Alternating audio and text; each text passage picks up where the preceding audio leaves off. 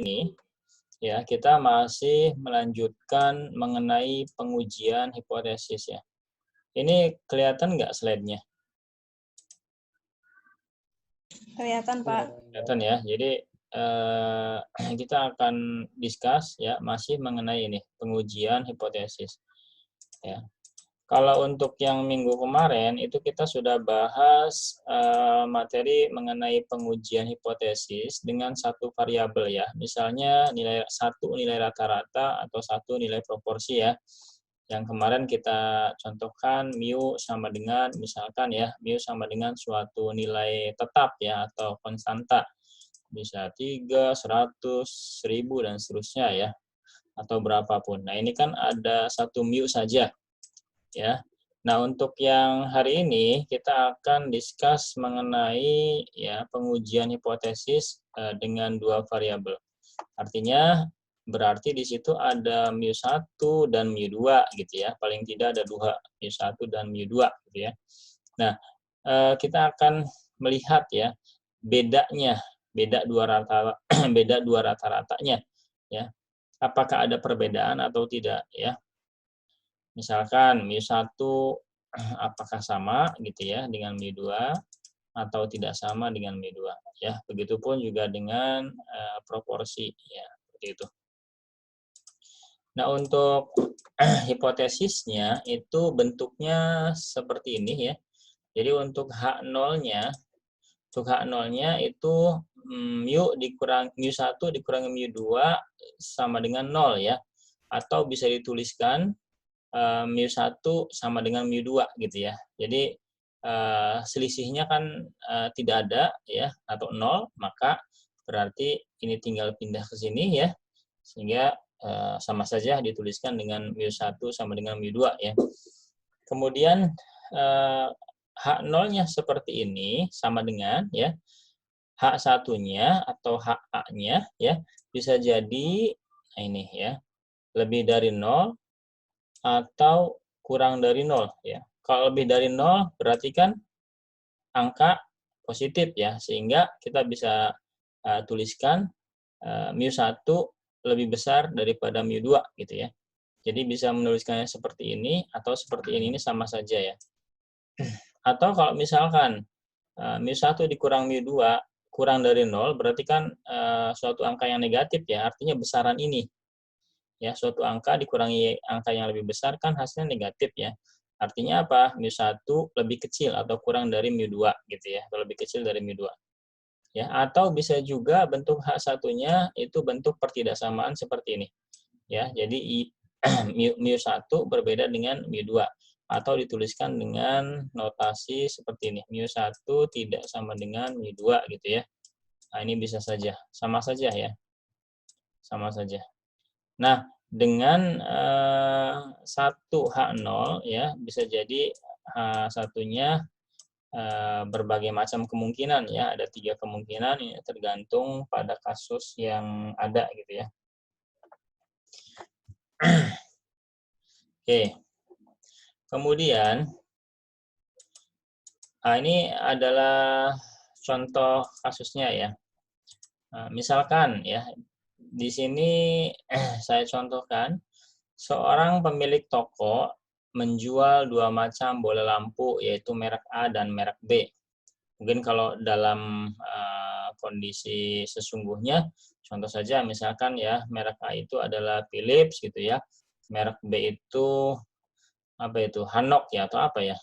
Saya kurang paham ya merek lampu ya. Misalnya ada 2 macam A dan B. Berpendapat bahwa tidak ada perbedaan rata-rata lamanya menyala bola lampu kedua merek tersebut ya. Dengan hipotesis alternatifnya berarti ada perbedaan. Biasanya kan kita suka nanya ya kalau mau beli itu, Pak ini bagusan mana ya merek A dengan B ini. Kadang-kadang dijawab sama si penjualnya ini sama aja mas gitu ya. Sama aja nggak ada bedanya. Nah, pernyataan sama aja nggak ada bedanya itu akan kita uji ya. Diterima atau tidak pernyataan tersebut gitu ya. Mengujinya gimana? Mengujinya itu gini. Untuk menguji pendapatnya, dilakukan percobaan dengan menyalakan 100 bola lampu merek A, ingat ya ini ya, 100 A, dan 50 lampu merek B ya sebagai sampel acak. Jadi diambil ya 100 merek A dan 50 merek B. Ternyata bola lampu merek A dapat menyala rata-rata ini ya. Nah, ini berarti X bar-nya, karena rata-rata sampel ya, rata-rata dari 100 itu. Kita nggak tahu datanya berapa ya, yang penting kita sudah given, sudah disajikan bahwa rata-ratanya adalah 952 untuk lampu merek A. Sedangkan merek B 987, ini berarti X bar 2 ya. Ini X bar 1, ini X bar 2. Ya, X bar 2. Ya. Masing-masing dengan simpangan baku, simpangan bakunya, ya ini berarti toknya ya, atau S-nya. Ya. Dan 92. Dengan menggunakan alfa 5%, ujilah pendapat tersebut ya. Baik, kita selesaikan dengan langkah-langkah pada pengujian hipotesis ya. Masih ingat ada 5 langkah ya. Sama saja dengan yang minggu lalu ya, langkah-langkahnya masih sama. Hak 1 adalah menentukan hak nolnya apa ya, dan hak satunya apa gitu ya. Ini langkah pertama. Ya. Hak nolnya apa?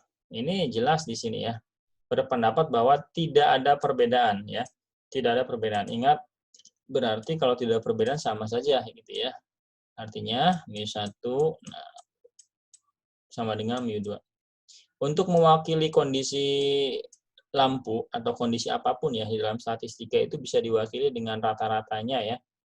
Dengan rata-ratanya. Ya, ini mu1 itu berarti kondisi apa itu tadi merek A ya, katakanlah gitu ya, atau mu A ya, mu2 atau mu B ya, ini kondisi lampu B gitu ya. Ini sama saja kondisinya gitu ya, lifetime-nya sama aja gitu ya. Kira-kira gitu. Kemudian H1-nya ya berbeda dengan ini ya, kebalikannya berarti sama dengan ya. Jadi ini bisa diterapkan di industri, misalkan kita pengen melihat kondisi awal dengan kondisi setelah improvement ya, itu sama atau sama saja gitu ya, atau ada perbedaan. Artinya kalau ada perbedaan berarti ada yang lebih baik ya di antara dua kondisi itu. Ya, tapi kita H1-nya bentuknya tidak sama dengan ya. Nah, ini kita tidak tahu ya bahwa mana yang lebih bagus antara merek A dengan merek B. Kalau pengujiannya seperti ini ya. Nah, kalau mau tahu mana yang lebih bagus berarti pengujiannya tinggal pakai yang kayak gini atau kayak gini ya. H1-nya ya. Kalau ini hanya pengen melihat apakah sama atau tidak saja. Ya. Mana yang lebih bagus tidak tahu karena pengujiannya adalah dua sisi. Yang penting dia tidak sama. Oke, kemudian yang kedua, langkah kedua seperti biasa kita menentukan taraf nyata atau uji tingkat signifikansi ya atau alfanya. Ini sama dengan 5%, berarti 0,05 gitu ya, 0,05. Ujinya adalah dua arah atau dua sisi ya, dua arah sehingga alfanya per 2. Alfa per 2 sama dengan 0,05 dibagi 2 berapa? 0,025 ya. 0,025. Ya, ini alfa per 2-nya. Nanti yang dipakai itu adalah yang ini ya. Jadi ini adalah alfa per 2-nya. Kemudian yang ketiga langkahnya adalah menentukan kriteria pengujian, gambar ya. Udah pokoknya yang ketiga mah gambar gitu aja ya. Nah, kita gambarkan ya. Seperti ini, karena dua sisi maka ada pada kedua sisinya. Ya, kiri dan kanan. Oke, ini luasnya itu adalah sebesar 0,025 gitu ya. Ya. Ini pun sama, ya ini pun sama. Sebelah sini pun sama, 0,025 ya. Oke. 0,025 untuk nilai Z-nya ada pada posisi minus 1,96 ya. Ini masih ingat di contoh-contoh soal sebelumnya ya. Yang sebelah sini adalah minus karena di tengah ini adalah 0 ya. Jadi sebelah kirinya 0 kan berarti minus. Yang sebelah sini positifnya 1,96 ya. Ini kalau kalian tanya dari mana 1,96? Ini adalah dari tabel Z ya. Karena kita sudah terbiasa di contoh soal sebelumnya itu udah ada ya, maka kita langsung aja lah ya. Minus 1,96 ya. Oleh karena itu, ketika nanti langkah keempat itu menentukan Z hitung ya, misalkan Z-nya kurang dari minus 1,96 atau lebih dari 1,96, maka ini ada pada daerah penolakan H0, sehingga H0-nya ditolak. Tapi kalau di antaranya, di area yang putih ini, maka H0-nya diterima ya. Nah, kita lanjut ke langkah keempat ya, yaitu menghitung Z hitung atau Z0. Nah, ini berbeda dengan yang sebelumnya ya. Rumusnya adalah ada sendiri yang ini ya. Nah, ini rumusnya ini. Ini rumusnya ya. Tadi ini langkah keempat ya. Ini saya sudah ada di sini ya. Z0-nya X bar 1 kurang X bar 2 per ya seperti ini ya. Kita tahu tadi 952 kurang 987 per 85 kuadrat ya plus 92 kuadrat per 100 dan ini per 50 ya. Sehingga hasil akhirnya silahkan dihitung ya. Ini adalah minus 2,25 ya. Minus 2,25 itu di mana? Nah, ini kan minus 1,96. Kalau minus 2 ya kira-kira sebelah kirinya lagi ya, minus 2,25. Nah, ini ada pada daerah apa? Penolakan atau penerimaan? Penolakan. Penolakan ya, sehingga langkah kelima kesimpulannya apa? Ya, kalau mau dideskripsikan boleh ya, karena H0-nya kurang dari minus 1,96, maka kesimpulannya adalah menolak H0 ya. Menolak H0. Otomatis apa? Menerima H1 gitu ya. Apa sih H1 itu? Nah, H1 itu baik lagi ke sini. H1 itu adalah bahwa lampu A ya, ini mu1 itu sebagai mewakili kondisi kondisi lampu A ya, tidak sama dengan lampu B dalam hal lifetime ya. Itu berarti ada yang lebih bagus antara A dan B. Tapi kita tidak tahu mana yang lebih bagus gitu ya, karena pengujiannya adalah tidak sama dengan gitu ya. Paham nggak? Berarti pernyataan si tukang lampu tadi atau pedagang tadi itu tidak diterima ya, atau tidak dapat diterima karena bukti-buktinya tidak kuat ya. Bukti-buktinya justru mengarah kepada kedua lampu itu adalah berbeda. Oke, silakan kalau mau di screenshot ya. Oke.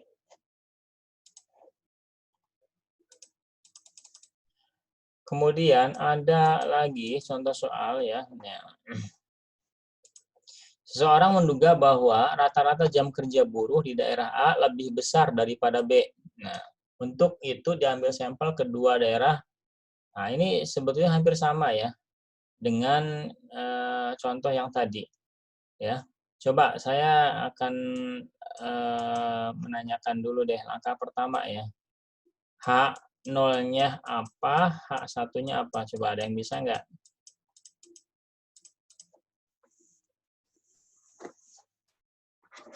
Silakan, ada yang bisa nggak? H0-nya mu1 lebih besar daripada mu2 atau mu1 tidak sama dengan mu2. H1-nya berarti mu1 sama dengan mu2. Gini, kita balik lagi ke konsep awalnya ya, bahwa H0 itu harus tandanya sama dengan ya. H0 itu harus berupa tanda sama dengan atau gini, paling tidak ya, atau gini ya. Jadi tidak ada yang namanya H0 itu gini doang atau gini doang ya. Ini nggak ada, nggak boleh ya, nggak boleh. Sedangkan di sini pernyataannya adalah A lebih besar daripada B, jelas ya.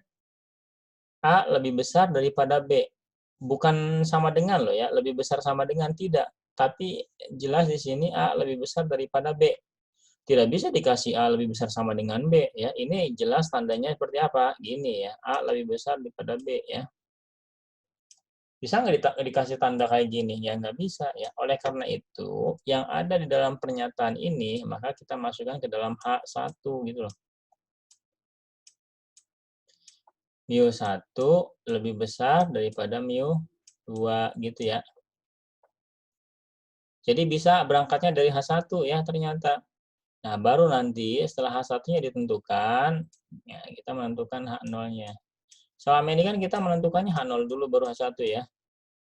Nah, Makanya tergantung pertanyaan di sini ya. Banyak pernyataan atau pertanyaan menjebak ya di dalam soal pengujian hipotesis itu ya. Jadi kita harus jeli mana yang H1, mana yang H0 ya. Paham ya? Ini kan lebih besar daripada B. Ya udah berarti saklek ya. mu1 lebih besar daripada mu2 ya. Karena saklek seperti itu ya, maka kita tempatkan ini sebagai H1. Karena H0 itu harus ada tanda seperti ini ya. Oke ya. Nggak bisa kita langsung menambahkan ada sama dengannya ya. Nah, untuk ini diambil sampel, ini kesananya sama ya, ini ujinya satu arah ya, satu arah karena tandanya seperti ini ya. Coba kita tentukan daerahnya uji satu arah 5% ya. Ingat tanda seperti ini berarti daerah kritisnya atau daerah penolakannya ada pada sebelah kanan ya. Karena tandanya adalah lebih dari, kalau tandanya kurang dari maka ada pada sebelah kiri ya. Tapi kalau lebih dari ada pada sebelah kanan. Ya. Ini sebanyak atau sebesar 0,05 atau 5% ya. Silakan nanti dihitung atau bukan dihitung, dicari ya di dalam tabel Z. Di sini itu pada posisi Z berapa ya. Yang jelas dia pada posisi Z positif ya karena ini adalah tengahnya 0. Oke, silakan diteruskan ya. Yang ini sama saja dengan yang tadi logikanya ya. Logikanya sama atau alurnya sama. Nah, kita ke contoh ini saja ya. Nah, ini beda dengan yang tadi. Apa bedanya? Ini N-nya lebih kecil ya. N-nya ini masuknya adalah N kecil atau sampel kecil ya, karena kurang dari 30. Ya. Misalkan, sebuah perusahaan mengadakan pelatihan teknik pemasaran. Sampel sebanyak 12 orang dengan metode biasa dan 10 orang dengan metode terprogram. Jadi ada dua kelompok ya. Kelompok yang dilakukan perlakuan metodenya biasa. Ada lagi kelompok yang dilakukan teknik pelatihannya adalah metode terprogram gitu ya, ceritanya begitu. Pada akhir pelatihan diberikan evaluasi dengan soal yang sama. Kelas pertama mencapai nilai rata-rata sekian dengan simpangan bakunya 4. Nilai rata-rata kedua ya, kelas kedua 75 dengan simpangan bakunya 4,5. Ujilah hipotesis kedua metode pelatihan apakah sama atau tidak ya. Gunakan taraf nyata 10%. Nah, ini adalah penelitian-penelitian biasanya di bidang pendidikan ya. Kalau PGSD itu biasanya begini ya, skripsinya ya. Misalkan kita mau membandingkan dua metode pembelajaran ya. Ini cara menghitung dengan jari kaki ya, ini cara menghitung dengan jari tangan. Nah, ini lebih efektif yang mana ya? Apakah yang ini atau yang ini bisa diuji ya dengan pengujian hipotesis. Ya, gitu aja ya kalau di pendidikan ya. Biasanya seperti itu. Ya, ini juga sama sih sebetulnya ya, cuman ini kan given datanya ya. Kalau kita penelitian kan datanya tentu saja data mentah ya. Di sini mas sudah ada nih mencapai nilai rata-rata 80, kita tidak tahu data mentahnya berapa. Ya, kemudian simpangan bakunya 4. Kan kalau penelitian mah kita ambil data mentahnya gitu ya, satu persatu segala macam. Kepanjangan ya kalau soal cerita begini dikasihkan data mentahnya ya. Oke. Yang jelas di sini rata-ratanya 80 gitu ya. Simpangan bakunya 4. Udah dikasih gitu ya, atau given. Oke. Ini gimana? Ya, nggak gimana-gimana ya, sama aja. Oke. H0-nya, nah, ini langkah pertama kita menentukan H0 dan H1-nya ya, sama seperti yang sebelumnya. Ini jelas di sini ya, pengen tahunya adalah sama atau tidak kedua metode itu ya. Ya tinggal H0-nya adalah mu1 mewakili kondisi dengan biasa, metode biasa, mu2 mewakili kondisi yang terprogram ya, tinggal mu1 sama dengan mu2 gitu. Kemudian mu1 tidak sama dengan mu2 gitu kan. Ya, karena pertanyaannya begitu ya. Makanya tergantung pernyataan atau pertanyaannya itu di situ apa ya. Nah, kemudian kedua, apa kedua? Karena tidak sama dengan ya, H1-nya tandanya seperti ini, maka ini adalah uji dua arah ya. Atau kita tentukan dulu deh alfanya. Alfanya berarti 10%. Alfa 10% berarti 0,1 ya. Dua arah. Sehingga yang dipakai adalah alfa per 2 ya. Alfa per 2-nya berapa? 0,5 ya, 0,05 ya, 0,05. Nah, ini 0,05. Ya, kemudian langkah ketiga adalah menentukan kriteria pengujian atau gambar ya. Tentunya ini kalau sampel kecil pakainya T ya. Pakainya T. Dua arah di sini ya. Dua arah di sini. Nah, ini adalah sebesar apa? Sebesar 0,05 gitu loh ya, sebesar 0,05. Sebesar 0,05. Ya, ini pun sama dengan 0,05. Nah, yang menjadi pertanyaan kita adalah ini 0 di tengah ya. Ini berapa? Ini berapa ya? Ini pada posisi T berapa? Ini pada posisi T berapa ya? Nah, kita lihat dari mana? Kita lihat dari tabel T. Ya, kita lihat dari tabel T. Mana tabel T-nya nih? Nggak ada nih. Bentar, saya kopikan dulu ya tabel T-nya sini ya.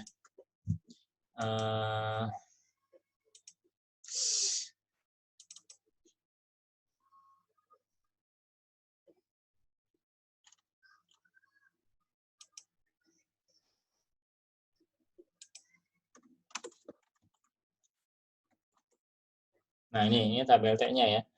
Ini tabel T-nya. Oke, tabel T-nya. Kita cari ya. Kita cari. Cari apa? Nah, yang ke sini adalah DF, yang ke sini adalah alfanya ya. Yang sini DF atau degree of freedom ya, atau derajat kebebasan. Rumusnya adalah N-1. Kalau N-nya 1, ini kan N-nya 2 ya. Ada 12, ada berapa lagi tadi ya? Ada 12 dan ada 10 ya. 12 ini dari metode biasa, 10 dari metode yang apa itu tadi? Luar biasa, terprogram ya. Terprogram gitu ya. Berarti gimana cara mencari DB-nya? Nah, cara mencari DB-nya adalah tinggal N1 ditambah N2 dikurangi 2 ya. N1 tadi 12, N2-nya 10. Berarti berapa? 22 kurangi 2, 20. 20 cari, nah ini. Ya. Kemudian ini adalah alfanya. Alfa per 2 itu yang di atas ya. Nah ini. Ini alfa per 2 yang di atas. Yang di bawah itu alfanya. Tadi kan alfanya ini 0,1 ya. Alfa per 2 0,05. Berarti yang ini ya. Jangan yang ini ya. Yang ini berarti 0,05-nya pada posisi alfa ya. Ini alfa 0,05 pada posisi alfa per 2. Kadang-kadang tabel nggak ada keterangannya ya. Ini alfa per 2 yang di atas. Yang di bawah adalah alfa. Ya tinggal kita cari aja ya. Nah ini. Ketemunya di sini ya, 1,72472 ya. Atau saya bulatkan 1,725 ya. Berarti di sini minus 1,725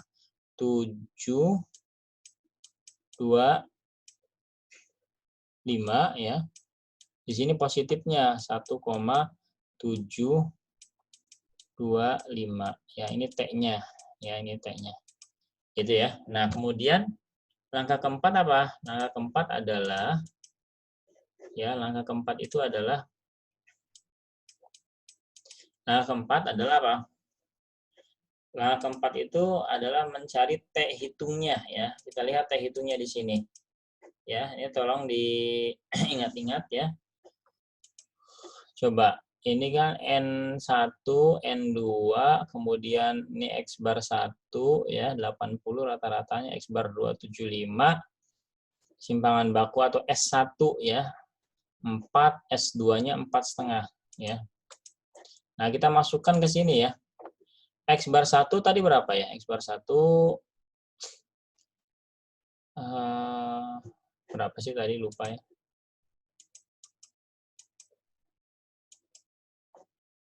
Ya, 80. X bar 1-nya 80. Ya, ini kita masukkan ke rumus ini ya. Nah, mencari T hitung. T hitung sama dengan X bar 1-nya 80 dikurangi X bar 2 75 gitu ya. Per, nah ini S ini adalah S gabungan. Kalau tadi kan adanya S1 dan S2 ya. Nanti kita cari pakai rumus yang ini S-nya ya. Kita sementara tuliskan dulu S ya. 1 per N1 tadi berapa? 12 ya. Plus 1 per N2-nya berapa tadi ya? 10. 10 ya. Nah, ini berapa? Ya, bisa dihitung nggak? Enggak, karena masih ada S ya. Tinggal cari dulu S-nya. S sama dengan, nah ingat, ini adalah S kuadrat ya. Berarti kalau cuma S kuadratnya nggak ada, ya maka tinggal ini akar ya. Sama dengan akar ini, ya. Akar itu ya. N1 tadi berapa? N1 12 ya. Dikurangi 1 dikali S1 kuadrat 4 ya. 4 kuadrat plus N2 10 kurangi 1 dikali 4 setengah kuadrat ya. Per N1 plus N2 min 2. N1 tadi berapa? 12 plus 10 dikurangi 2. Gitu ya. Coba ini berapa nih?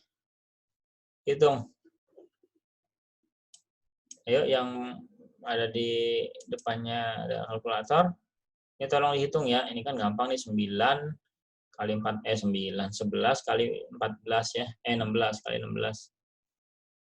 Ditambah 9 kali 4,5 kuadrat berapa? Coba dihitung ya. Saya kasih waktu 2 menit. Ini sama dengan berapa nih? Yang sudah silakan bicara.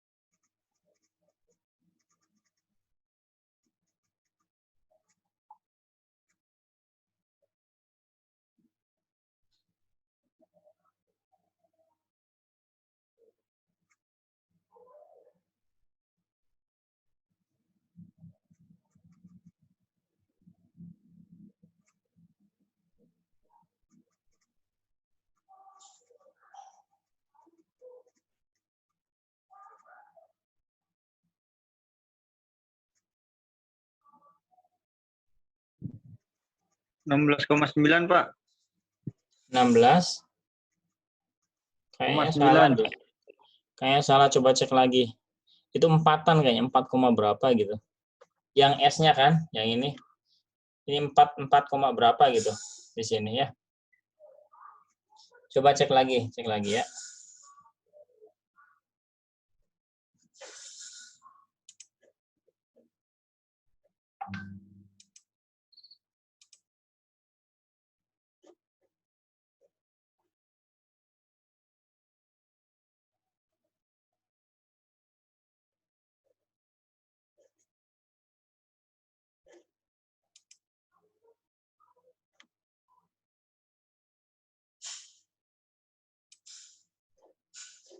Berapa? 4, berapa? Ayo yang sudah. Waktu semakin berjalan.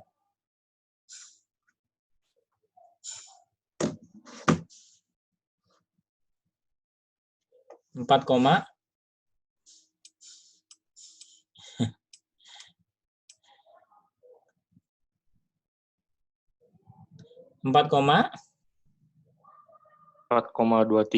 Nah, ini benar. 4,23 ya. Nah, S-nya sudah ketemu nih, 4,23. Tinggal yang di sini tadi S-nya diganti menjadi 4,23. Sekarang yang ini Mas, oh, Mas. T-nya berapa Mas? Dihitung. Ini 2, berapa ya? Coba. 2, sekian.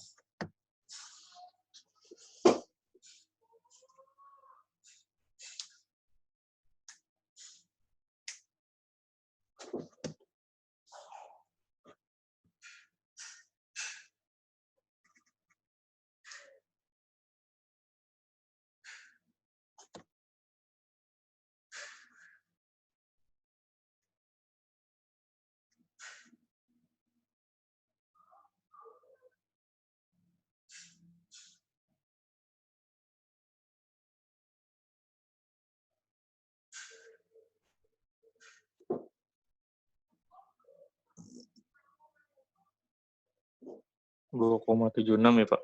Ya, benar. 2,76. 2,76 ya. Kita lihat 2,76 ada pada mana? Ini kan di sini. Yang 1,725 ya, kira-kira di sinilah 2,76 ya. Nah, kira-kira di sini. Ya, kita lihat di sini apa lihatnya? Ya, lihatnya ya karena ya tak hitungnya ada pada daerah penolakan gitu ya. Maka kesimpulannya adalah H0 ditolak gitu ya. H0 ditolak berarti apa? H1 diterima. H1 diterima, ya apa itu H1? H1 baik lagi ini ya. Berarti kedua metode tersebut tidak sama. Ada yang lebih efektif ya. Baik, sampai sini ada pertanyaan nggak? Kalau selanjutnya itu mengenai proporsi sih sama aja ya langkah-langkahnya, tapi untuk mencari Z-nya rumusnya ada tersendiri ini ya. Jadi tinggal langkah keempat aja ya disesuaikan dengan rumusnya yang ini. Kalau 1, 2, 3, dan 5 mah sama aja ya. Logiknya sama aja, langkah-langkahnya sama aja. Cuma beda di langkah keempat gitu ya. Ada pertanyaan?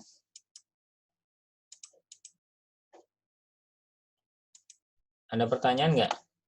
Ini ada yang baru masuk nih. Fajar, Ajis, Mustafa juga.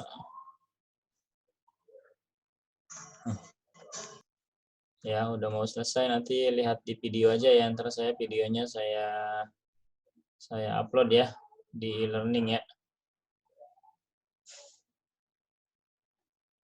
Ajis Mustafa baru masuk ya.